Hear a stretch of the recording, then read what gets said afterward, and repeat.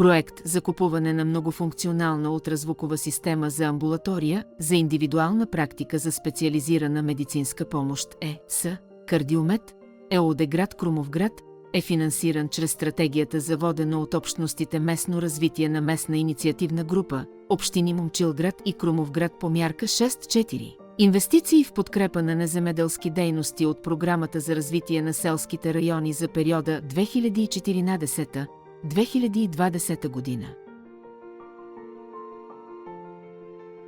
Общата стойност на проектното предложение е 94 939 лева и 20 стотинки, от които 71 204 лева и 40 стотинки безвъзмездни средства.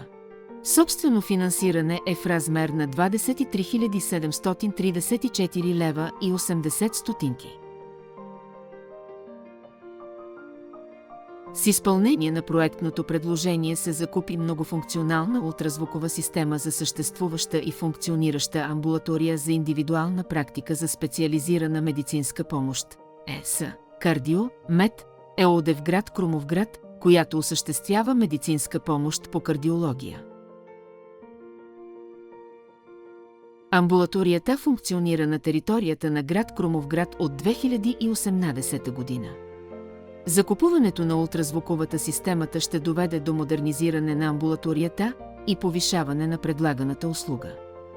С новата високотехнологична система ще се постигне прецизно изследване и диагностициране на пациентите.